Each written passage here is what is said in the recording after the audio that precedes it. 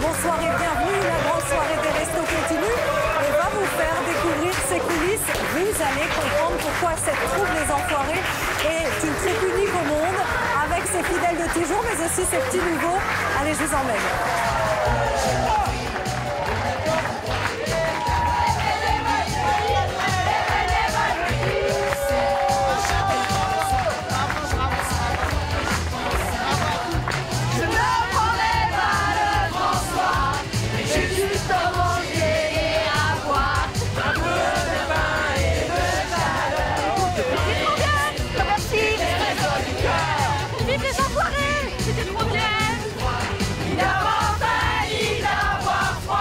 Excellent! On compte sur vous!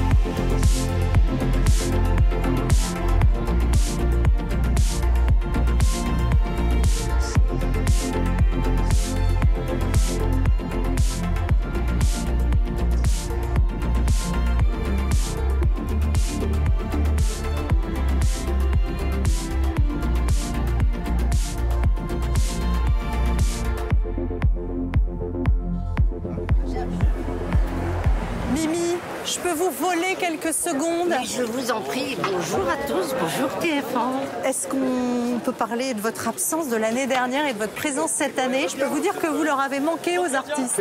Bah, ça fait très plaisir à sentir.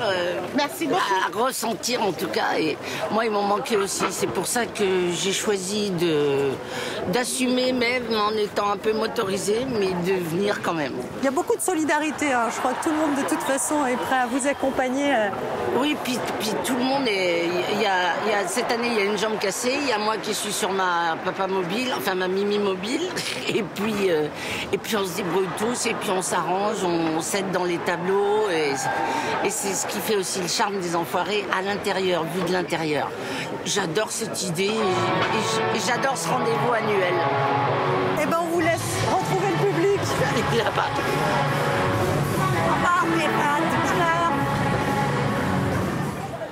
Mickaël, oui. Est-ce que vous saviez que vous chantiez aussi bien avant les Restos du Cœur et avant les Enfoirés?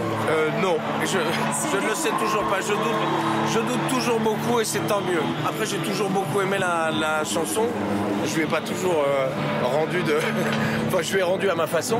Mais c'est très gratifiant, c'est très agréable. Et de pouvoir chanter. Donc là, on est quand même avec Axel Saint-Cyrel, Patrick Fiori, Raphaël, Gaëtan Roussel, Jean-Louis Aubert. Et moi, je suis au milieu. Et je suis content. Et les gens aussi. Donc bon, c'est la magie des Enfoirés.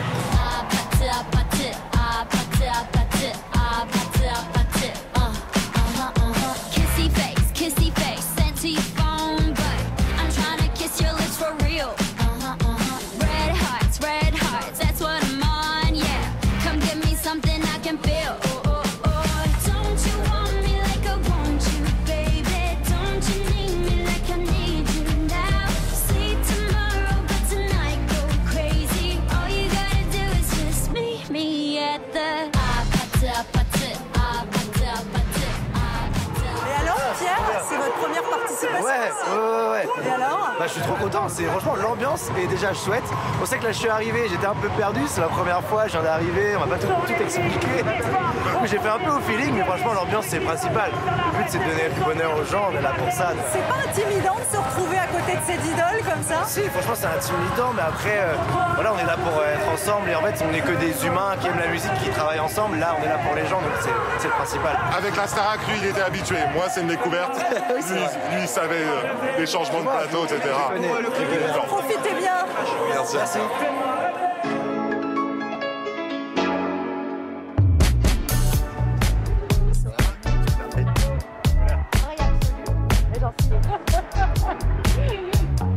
Si les enfoirés sont fidèles au poste depuis maintenant 35 ans, c'est qu'ils savent que sur le terrain, les besoins n'ont jamais été aussi importants.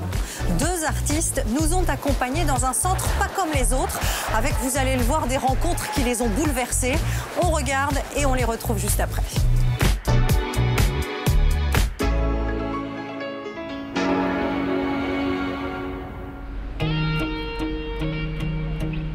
Montpellier, à quelques kilomètres de l'aréna où se produisent les enfoirés. Dans le quartier de la rue Centre-Érargues, le centre des Restos du Cœur est en pleine distribution. Ici, l'équipe de bénévoles accueille chaque semaine près de 600 familles. Mais juste à côté, un autre centre des Restos vient lui aussi d'ouvrir ses portes. Un centre un peu différent. En France, il y a plus de 700 espaces petite enfance dans les différents centres des Restos du Cœur. Mais celui-ci est entièrement et exclusivement réservé aux bébés. Comment tu t'appelles, toi?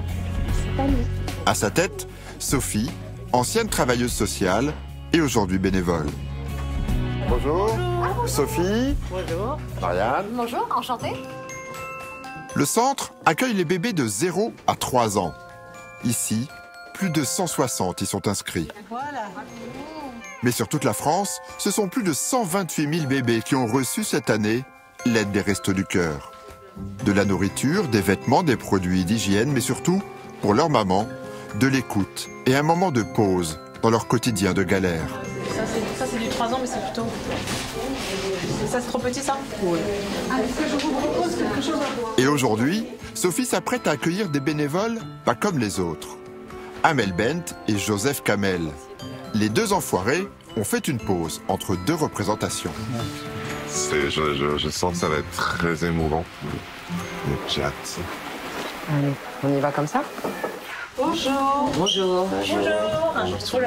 Enchantée, merci de nous recevoir. Bonjour Sophie. Voilà. Sophie, je vous présente, c'est la responsable du centre. Enchantée. Voilà. Bienvenue. Amel, Joseph. Enchantée. Bonjour. Vous êtes déjà venu dans un centre relais bébé comme ça? Jamais. C'est une première fois. Ouais, c'est ça. Bienvenue. Je vous laisse leur faire visiter. Oui, venez avec moi. Parce que ça commence ici, je crois. Ah oui, ça commence ici, pardon. Ah, faisons Alors ça d'abord, Domi, Bonjour de qui accueille les familles quand elles arrivent. Voilà. Qui viennent avec leur carte des Restos du Cœur. D'accord. Elles arrivent avec les cartes de Restos du Cœur. Voilà, exactement. Et là, elle regarde, elle cherche la petite fiche qui va avec. Et voilà, on voit l'âge de l'enfant, s'il y a plusieurs enfants, etc. Et après, en fonction de l'âge, on va leur donner ce qu'il faut. Ils vont après à la table avec un bénévole. Ah oui, ils sont bénévoles à Voilà, chaque fois pour à chaque eux fois, et- exactement. Donc venez avec moi. Alors, je vais vous montrer la pièce cachée. Bonjour, ça va, vous allez bien? La pièce suivante est une petite caverne d'Ali Baba, la réserve du relais bébé. L'occasion pour Amel Bent, 19 participations aux enfoirés, et Joseph Kamel, le petit dernier de la troupe, de mieux mesurer toute l'importance de l'action des restos pour les plus petits et leur maman. Je sais qu'il y a une partie c'est des dons européens, puis il y a une partie c'est acheté en grande quantité pour toute la France. Et vous avez toujours assez? Toujours assez. Ouais. On fait en sorte, on est voilà. Toujours assez, ça veut dire quoi? Vous donnez tout ce dont une famille a besoin pendant 15 jours? Pas tout à fait. On donne, c'est une aide, mais on donne le maximum. Mais voilà, parfois ils ont besoin de racheter un petit peu, mais quand même on donne le maximum qu'on peut. Par exemple, je vais, les couches là, c'est 5 couches par jour à peu près, hein, Ouais, on va dire parfois plus. Ça Donc dépend. avec ça, on tient à peine une semaine. C'est ça. Donc on en donne deux par quinzaine. D'accord. Donc c'est pas tout à fait le besoin, non, mais presque. Mais au moins c'est ça, Bon. parce que ça c'est quoi? C'est à peu près 10 euros. 10 euros, ouais. Donc 10 euros par semaine. Quand Ouais. les familles que vous recevez, j'imagine, elles sont à 10 euros près. Ah, ok, Donc s'il n'y a pas ça, clairement. Donc et les couches c'est vraiment très important. Ça, ils viennent même quand ils allaitent, ils viennent pour rechercher les couches. Ils en ont vraiment besoin. c'est vrai. Il y a Le but, faire en sorte que les bébés ne souffrent pas de la précarité de leur maman. Pour Amel, cette visite résonne d'une manière très particulière. Elle a 3 enfants et son petit dernier n'a pas encore 3 ans. Alors elle sait à quel point l'aide des restos est précieuse pour ces femmes en difficulté. On donne aussi des colis de naissance. Donc voilà, c'est 2 paquets. Donc il y a un côté des vêtements. Quelques vêtements, vous voyez, là des petits chaussons, un petit doudou. Ça, c'est elle a le sourire, ça lui rappelle quelque chose de... Ça, c'est la petite turbulette pour qu'il ait bien chaud quand il fait dodo. Ah oui. Voilà, des pyjamas, des bodys, un petit bonnet pour la naissance. Ça a été tricoté par des bénévoles qui nous font des petits... Ça, c'est génial. Ouais, hein, des grands-mères qui font ça et qui nous en font plein, donc ça, c'est super. Vous voyez, il y a les petits chaussons qui vont avec. Et puis les petits rubans dessus. Voilà, donc ça, c'est le côté vêtements. Et puis, il y a un autre sac dans lequel on leur donne plus de l'hygiène, avec un paquet de couches pour commencer. On donne pas encore le lait parce qu'on attend qu'ils viennent, mais après... Sérum petit, coton. Voilà, exactement. Vous savez, hein? Vous connaissez? Ouais. Voilà, on donne un petit... Parce que j'ai 0 enfant. Mais c'est pas grave, vous voyez. Moi, Voilà, ça c'est le liniment, vous savez, pour nettoyer les fesses. De mes enfants, je me dis, si j'ai pas ça, Voilà, donc là, on a donné ça. M'occuper de mon bébé. Oui, et c'est un stress, du coup. C'est un stress pour une maman de se dire comment je vais m'en occuper. Même quand on a la chance de pas être dans une situation précaire, il suffit qu'on arrive à la fin de son paquet de couches, on se rend compte de la panique, en fait. On peut pas vivre sans ça quand on a un bébé, c'est exactement. Et c'est le plus important quand on a un bébé, c'est pas du bonus. Un petit biberon, vous voyez, obligatoire. Enfin voilà, donc on leur donne ça, donc ils viennent le mois avant la naissance et on leur donne. C'est super. Et ça, ce stress de maman dont parle Amel, c'est un peu cette double peine, on va dire, d'être quand on est maman en précarité, donc on n'a pas les moyens de s'occuper de son enfant. C'est ça l'objet, c'est ça l'idée de ce centre. L'idée, c'est pour vraiment aider ces personnes qui ont, comme tu dis, une double peine. C'est que déjà elles sont en précarité, en plus elles ont des enfants et là elles ont besoin d'être un peu sécurisées, donc c'est leur donner le minimum pour qu'elles puissent être un peu plus tranquilles. Hein, voilà. Ça y est. Les enfants sont en train de... La suite de la visite se poursuit. Au fond de l'espace bébé, le petit centre prend des allures de jardin d'enfants. Parce qu'il est pas grand lui, hein. Un petit bout de chou là. Ils sont là les Lego. Pendant que les enfants jouent, les mamans, elles, peuvent prendre le temps d'échanger avec les bénévoles. Alors moi, il y a trop de bébés, là, je craque. Je craque. Et parmi toutes ces mamans, il y en a une que Sophie tient à leur présenter. Je vous présente Aurore, qui va venir avec nous. Bonjour.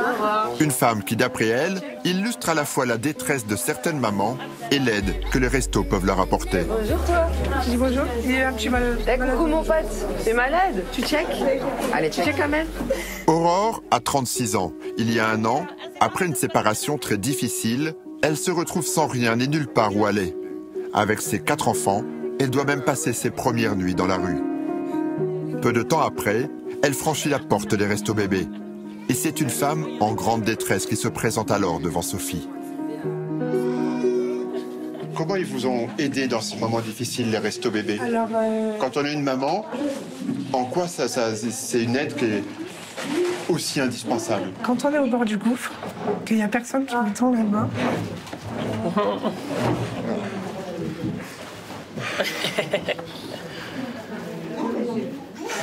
C'est Sophie, elle connaît mon histoire, c'est pour ça. Ah non, pleure pas. J'ai été mis à la rue à la naissance de mon fille. Et en fait, il n'y avait personne. J'ai pas de famille soutenue, j'ai personne. Il y a des jours où je ne mangeais pas. Je ne mangeais pas, donc... Des petits? Ben, même des petits mangent. Ben, ouais. Ils allaient à l'école et ils n'avaient pas mangé. Attends. Ouais. Et du coup, l'assistante sociale m'a dirigée vers les restos bébés. Donc c'est vrai que les restos bébés, niveau couches, quand vous pouvez acheter qu'un paquet de couches au lieu de 6, c'est une grosse économie. Quand vous voyez, quand vous avez des pots, par exemple, moi, Jana, elle me mange 2 pots. Un pot salé, un pot sucré par jour. Vous dites que c'est quand même une douzaine de pots en moins par mois achetés, donc c'est énorme. Et comment vous feriez sans, tout simplement? Ça serait très dur. Tout simplement, il faut savoir dire merci. Et oui, c'est une très très grosse aide. Même le lait, par exemple, sur Jana, elle boit 3 boîtes de lait comme ça par mois. Donc nous, on arrive, enfin les restos bébés m'en donnent 2 par mois. Donc ça me laisse un budget, par exemple, de 40 € une boîte. Ça coûte entre 17 et 22 € en général. Ben, j'en achète qu'une, donc ça me permet d'économiser 40 € peut-être pour payer mon loyer ou payer les factures EDF ou le gaz. Ça permet d'être, voilà, de gravir une marche supplémentaire vers la sortie de la précarité. C'est ça, et c'est grâce à ça que j'arrive à sortir enfin la tête de l'eau et pouvoir peut-être bientôt à mon tour les aider. Je me permets, Amel, Joseph, je vous sens ému. Par le témoignage, ça vous touche, c'est pas juste intellectuel, quoi. Il y a les frissons. On est humain avant tout, et puis on se dit, on pourrait tous et toutes un jour se retrouver dans une situation difficile. Enfin, je veux dire, personne n'est à l'abri de rien, et encore plus aujourd'hui, on le voit, et se dire qu'on peut trouver sur la route des gens voilà, qui vont faire preuve d'une grande générosité et nous aider à remonter la pente, tout est émouvant. Surtout que ça peut arriver à tout le monde. Puis moi j'aime le discours aussi d'Aurore parce que je vois que c'est une femme forte, c'est une guerrière, c'est une battante. C'est ça qui me touche peut-être encore plus, c'est qu'elle pense déjà à l'après, elle est déjà en train de préparer la suite. Mais c'est beau, moi je trouve que ça s'appelle la solidarité. C'est magnifique. Les restos ont aidé Aurore à trouver un toit. Aujourd'hui, elle a repris courage et elle est bien décidée à se battre pour s'en sortir. Elle s'est même lancée dans une activité d'auto-entrepreneuse dans la vente de bonbons. Aujourd'hui, Sophie, vous qui avez vu Aurore arriver, la voir comme ça aujourd'hui aussi forte, ça vous fait quoi? Ça me fait plaisir de voir son évolution. Très plaisir. Et je sais, voilà, elle était déjà forte, mais voilà, elle continue et... Elle avait besoin d'un petit coup de main. Voilà, c'est ça. Ouais. Je peux dire que c'est un gros coup de main. Ça donne du sens à ce qu'on fait, quoi, quand on voit des situations comme ça. Et ça donne du sens à ce que vous faites aussi en tant qu'enfoiré? Bah oui. Quand on est sur cette scène, on y est en toute conscience. Mais c'est vrai que de voir comment ça se traduit à l'échelle d'un humain. Là, par exemple, sur scène, je vais chanter, je vais penser à vous. Bah, évidemment. Je vais penser à Abdella, je vais penser à vos enfants, je vais penser à votre parcours. C'est obligatoire. Je pense que c'est important d'y mettre du réel et de mettre des visages. Voilà. C'est pas juste des chiffres, c'est des visages, c'est des familles, c'est des vies. Et ça, c'est hyper important. Et là, ça donne aussi un sens à mon rôle d'enfoiré. Mais je sais pas toi, mais les paroles... Il y avait évidemment cette émotion quand tu chantes l'hymne des restos pour la première fois. Mais c'est vrai que là, les paroles prennent sens. Maintenant qu'on vous voit, on n'a plus le droit d'avoir faim, d'avoir froid. C'est pas normal. Mais franchement, moi, j'ai énormément de respect pour vous, évidemment, pour vous aussi. C'est vrai que c'est un travail personnel. Ah bah nous on le dit, nous on le dit, et franchement nous on sait qu'on a la lumière par rapport à nos carrières, nos chansons, mais on se sent minable à côté des bénévoles quand ils arrivent sur scène. On est en admiration et on leur dit à chaque fois, et quand ils nous disent merci, on leur dit non, merci à vous. Merci à tout le monde, je crois. C'est bien que tout le monde. Il y a quand même une... Parce que c'est quand même super aussi ce que vous faites. On bénéficie de notre notoriété en vérité, mais c'est pas le travail de tous les jours du quotidien que vous faites. En tout cas, on essaye de faire quelque chose de bien. Enfin, on a beaucoup de plaisir à le faire aussi. Nous, on va chanter tout ce qu'on peut chanter pour vous aider. Le sourire, tu te dis, bon, ben toi, tu quittes ta maison en pleurs, là-bas, tu vas y aller. Ouais. Donc, oui, vous avez jamais l'impression de gêner Jamais. C'est ça. Il n'y a pas mieux de trouver ça, en fait, de dire, bon, t'es pas seule. Même si elles te connaissent pas, ben... Elles aident, elles font même des habits et tout pour Abdallah. Au début, j'avais même pas de boutique pour Abdallah. C'est vrai. Là, j'étais à la rue, donc... Vous avez traversé l'enfer. Ouais, c'est ça. Ouais. Et vous l'avez traversé. Mais vous l'avez traversé. Et je suis en train de remonter. Allez. Pour nos 2 enfoirés, il est déjà temps de repartir. Mais les adieux sont difficiles. C'était super, merci beaucoup. Merci beaucoup, fan de vous. Merci d'être venu. Moi, je suis fan de vous aussi. Moi, je suis fan de vous. La visite se termine dans les sourires et l'émotion. Et qu'ils soient enfoirés, bénévoles ou mamans accueillies, tous mesurent qu'ils font bien partie de la même famille, celle des Restos du Cœur. Merci Aurore, merci Jersey. J'étais très heureuse de te rencontrer, vraiment. On va gérer. Ah, je te jure, je vais pas, ça va pas être pareil là. Non, moi non. Je pense que quand on va faire la chanson de fin, Je là, viendrai vers toi, parce qu'on saura. on va se regarder ou pas? On peut se mettre à pleurer tous les deux vite fait. Amel Benz, Joseph Kamel, bonsoir. Bonsoir. On vient de voir ces images, ces échanges que vous avez eus dans ce centre des restos. Amel, on sent que vous avez eu du mal à retenir votre émotion.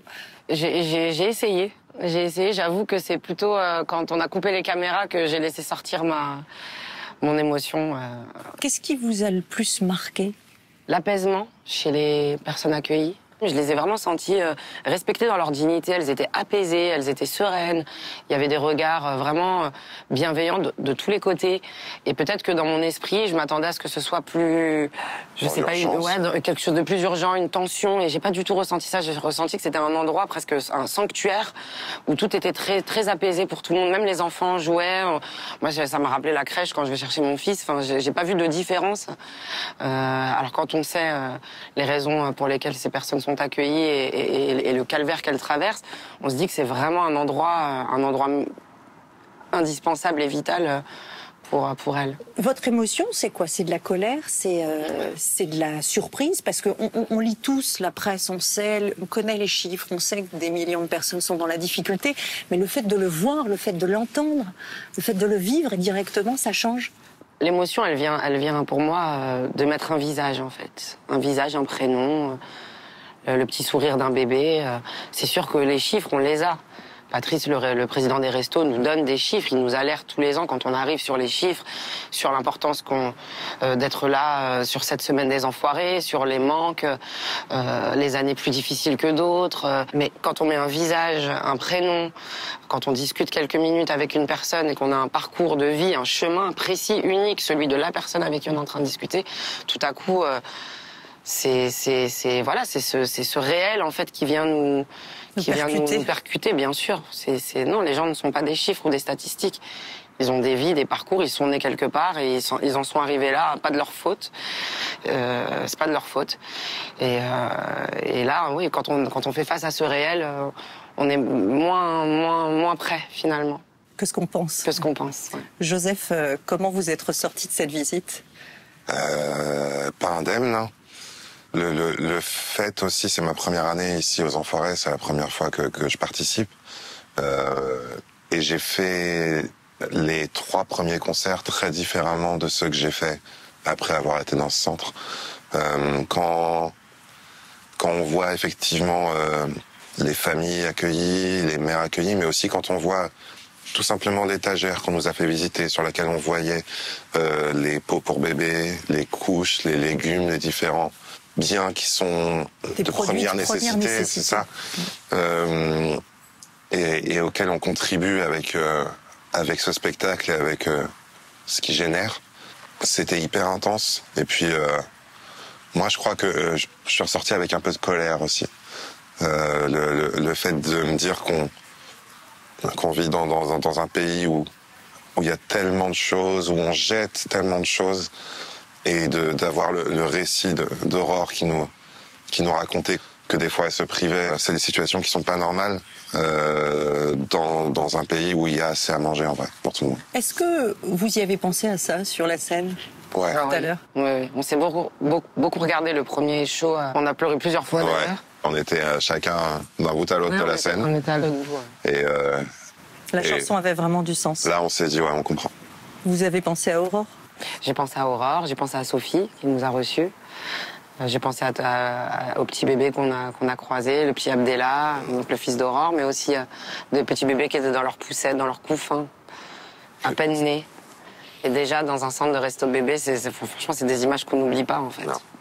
C'est vrai que ça donne C'est vraiment le fait de mettre des visages. Et pas que sur les personnes accueillies, même sur les bénévoles. Mais vous faites partie de ces 75 000 bénévoles. Je rappelle que vous n'êtes évidemment pas payé en tant qu'artiste. Non, évidemment. Mais ça, les gens ne le savent pas toujours. C'est important de le dire. Ah, oui. Le fait de donner du temps, effectivement, pour les autres, je crois que c'est quand même assez inné chez vous, Joseph. Non, vous avez été éducateur. Je crois que vous avez une maman médecin dans l'humanitaire. Exactement. Oui, ça... Pour moi, c'est quelque chose qui est automatique à partir du moment où je peux avoir une utilité, en fait. C'est ce que je disais à Amel. J'ai une courte carrière, mais jamais de tout ce que j'ai fait, je me suis senti aussi utile que cette semaine. Des fois, on reçoit des messages après les concerts de gens qui disent « Merci, cette chanson m'a aidé à traverser telle étape » ou « Merci parce que j'ai vécu un moment en famille ». Mais là, on se dit voilà, c'est concret en fait. Ce qu'on fait, ça donne des repas et c'est hyper important. Mais nous, on est bénévoles une semaine. Les gens qu'on a rencontrés dans ce centre-là, c'est toute l'année. Et vous, Amel, qu'est-ce qui fait que dans votre vie, vous avez eu envie de donner aussi, ou de redonner un petit peu de la chance que vous avez eue, ou de donner aux autres? Moi, c'est vraiment éducationnel. C'est-à-dire que j'ai été élevée comme ça. J'ai été élevée comme ça par ma mère, par ma grand-mère. Ma grand-mère qui était aussi dans l'associatif, qui a élevé chez elle des enfants de la DAS toute sa vie. Donc j'ai toujours grandi avec des enfants à la maison chez mamie, des enfants de toutes les couleurs, toutes origines, mais qui avaient un point commun, la grande précarité. Et j'ai mangé avec eux, dormi avec eux, joué avec eux. Puis après, c'est aussi là où j'ai grandi. J'ai grandi dans un quartier populaire, donc dans le 93. Et moi, toutes les activités depuis que je suis toute petite ne sont que dues à l'associatif et à la solidarité. J'ai vu la mer par la solidarité des gens. J'ai appris à chanter par la solidarité des gens. J'ai appris la musique. J'ai le canoë-kayak. Je suis montée sur un cheval. Tout ça grâce à la solidarité des gens, parce que j'étais dans un quartier populaire où on ne pouvait compter que sur cette solidarité et ces gens qui travaillent dans l'associatif. Voilà, et l'éducation aussi quand même beaucoup. J'ai beaucoup d'humilité par rapport à cela parce que c'est pas quelque chose que j'ai été chercher moi. Vous dites pas je viens faire ma BA. Non, pour moi c'est normal et puis ça fait partie vraiment de mon quotidien et c'est à l'année. On donne, on garde rien, on n'accumule pas. Ma grand-mère elle me disait toujours on n'emporte rien avec nous. Donc il faut partager. Joseph, vous vous souvenez du moment où on vous a proposé de devenir un enfoiré? Ouais, complètement. Je crois que ça a été le moment où j'ai été le plus rapide dans la réponse et aussi le plus rapide à appeler ma mère après un truc. Déjà parce que ça représente quelque chose en tant qu'artiste, mine de rien. L'idée de devenir un enfoiré, c'est pas forcément de la notoriété, c'est pas forcément ça, c'est juste de se dire on m'invite parce qu'on se dit que je peux être utile. Et c'est un honneur. Et puis derrière, moi, voilà, ma mère est médecin humanitaire, mon père aussi a bossé beaucoup dans l'associatif. Tous les deux sont très familiers de cette association. Bah moi aussi, là, j'allais faire un truc d'utile. Leur héritage. C'est ça. Va servir à quelque chose. Voilà. Donc ouais, c'était un très très beau moment. Alors vous avez commencé très fort pour votre première participation, parce que c'est vous qui avez composé le single de cette année. Qu'est-ce qu'elle dit cette chanson? C'est aujourd'hui qu'on prépare le monde de demain. C'est ça, j'ai eu la chance de composer cette chanson avec Daisy, qui est une artiste canadienne qui ne pouvait pas être là sur cette édition. En fait, nous on a eu déjà ce message aussi qui disait voilà, les enfoirés pensent à vous pour écrire cette chanson. Et sur le moment, on pense à tous les auteurs, compositeurs qui nous ont précédés. Pression. Ouais, il y a du monde. Hein. Ouais. On pense aussi à toutes les voix qui vont l'interpréter, cette chanson, et à la portée qu'elle va avoir, et aussi à son succès qui est important. Là, le tube est presque obligatoire parce qu'il signifie quelque chose. Voilà. Il signifie des repas, il signifie de l'argent. Et ce qu'on voulait raconter, nous, c'est le fait que cette association est magnifique, mais que l'objectif qu'avait Coluche au moment où il l'a créée, c'était de faire quelque chose d'éphémère. Quand Goldman écrivait « Aujourd'hui, on n'a plus le droit d'avoir faim, d'avoir froid », c'était en 85. Et on est 40 ans plus tard, c'est encore le cas. Donc nous, on vous l'a dit, aujourd'hui, on va construire le monde demain, quels que soient nos désaccords, quels que soient les chemins qu'on emprunte. On peut ensemble, si on s'y met vraiment, si on fait tous des efforts, construire un monde dans lequel tout le monde peut manger à sa faim. Merci beaucoup à tous les deux. Et ce CD, ce DVD du concert des Enfoirés, ils sont là, ils sont disponibles. Amel, pourquoi c'est important de les acheter? Les gens le savent, mais on le répète jamais assez. Un DVD acheté ou un CD acheté, c'est 17 repas pour les Restos du Cœur. Donc on compte sur vous.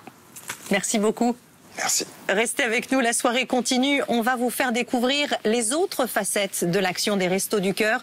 Une action qui dépasse largement la distribution alimentaire. Vous risquez d'être surpris. Regardez. Notre voyage à travers les restos d'Occitanie commence à côté de Montauban, dans le Tarn-et-Garonne. Perché en haut d'une petite colline, sous ce manteau de brouillard, le village de La Française se réveille. Et comme dans tous les villages, le marché est l'incontournable lieu de rencontre de ses 3000 habitants. Et entre le fromager et le boucher, un stand inhabituel, celui des Restos du Cœur. Il faut dire qu'ici, l'association fait partie intégrante de la vie du village. Et ça, c'est grâce à une figure locale. Et salut les petits nouveaux. Bonjour. Bonne chance. À 77 ans, Nicole est la coqueluche de La Française. Surtout au marché, qu'elle connaît par cœur. Salut Carole. Salut Nicole. Elle y a vendu ses fromages pendant plus de 15 ans. Salut. Vous allez bien? Oh, t'as déjà tout vendu? J'ai quasi plus rien déjà. Et moi alors, c'est bien pour la collecte? Aujourd'hui à la retraite, elle est devenue responsable du centre des restos de la commune. Et pour elle, le marché reste un lieu stratégique. Bonjour Nicole. Bonjour. Vous allez bien? Bien, bien, merci. Vous connaissez tout le monde ici, vous? Beaucoup de monde. Salut Marie. Ah oui, vous connaissez tout le monde en fait. Marie, bah oui, mais c'est Marie évidemment. Ah bah si c'est Marie. Pourquoi c'est important pour vous, tous les mercredis, de venir faire votre petit tour au marché? Ben, je vais vous dire un truc.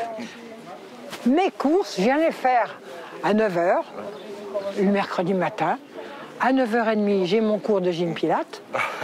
Et à 11h moins le quart, je reviens. J'ai fait mes courses, mais je viens pour rencontrer les gens. Et pourquoi dans votre activité de responsable des Restos du Cœur, c'est important aussi de venir voilà, tous les mercredis au marché? Oui, parce que pour moi, que les Restos du Cœur soient non seulement connus, mais reconnus en tant que vie de village, vie associative de village. Ils sont intégrés à la vie du village en fait. C'est pas dans un coin un peu. C'est ça la différence. Ouais. C'est exactement ça que vous dites. Voilà. Au Resto du Cœur, on arrive à avoir un rôle humain, familial presque, et on les connaît tous. Vous voyez là sur ce marché, il y a plusieurs personnes que j'accueille régulièrement en tant que bénéficiaire au Resto du Cœur, mais c'est pas écrit sur leur visage ni sur le mien. Il y a une homogénéité totale. Ce matin, Nicole a un objectif. Grâce à son stand, elle espère bien recruter de nouveaux bénévoles. Viens voir. Tu le sais qu'on fait une grande collecte nationale chaque année? Non, je ne savais pas. La collecte des restos, c'est un moment charnière pour l'association. Grâce aux dons des particuliers, ça leur permet de tenir plusieurs mois. Alors la responsable a bien l'intention de mobiliser les troupes. C'est bien, hein, on a des nouveaux bénévoles qui se sont inscrits. Hein. Oui, c'est bien, c'est bien. C'était quoi l'idée en mettant ce stand des Restos du Cœur au milieu du marché, au milieu du village? Pour lancer des nouveaux bénévoles pour nous aider pour la collecte. Ah, la grande collecte de début mars de demain. Ouais. Et qui, chaque année, pour nous, marche très, très, très bien. Rien que nous, la Française, nous récoltons 3 tonnes 200.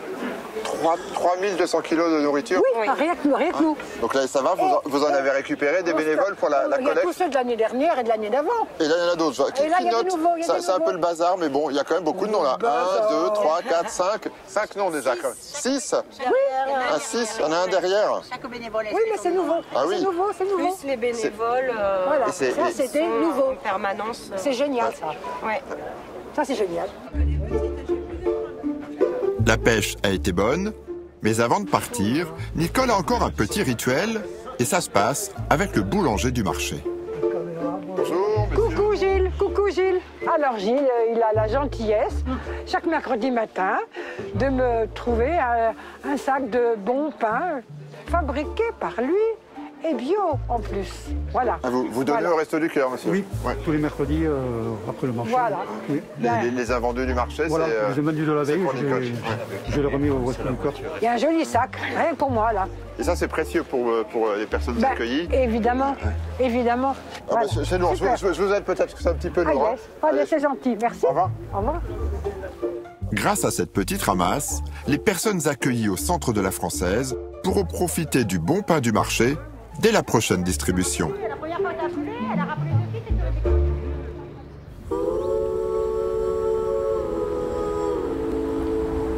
2 jours plus tard, au petit matin, nous retrouvons justement Nicole devant le centre des restos.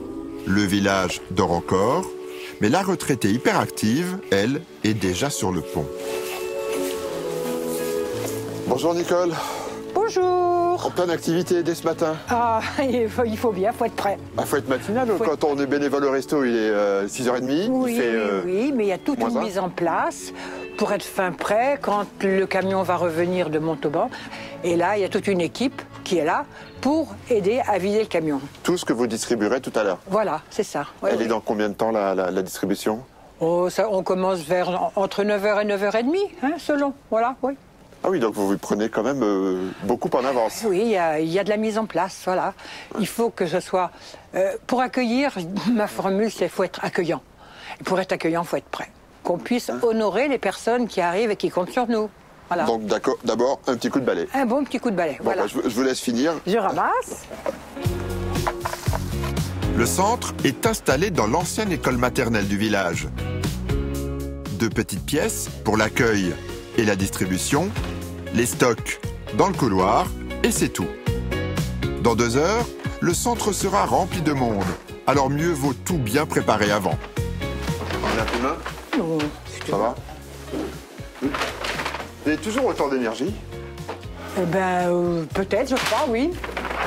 Nicole est sur tous les fronts, même en cuisine. Hier, un maraîcher a apporté quelques légumes, mais les salades ont eu un petit coup de chaud. Heureusement, l'ancienne agricultrice a une technique imparable pour leur redonner une seconde fraîcheur. Ils ont ressuscité. Aujourd'hui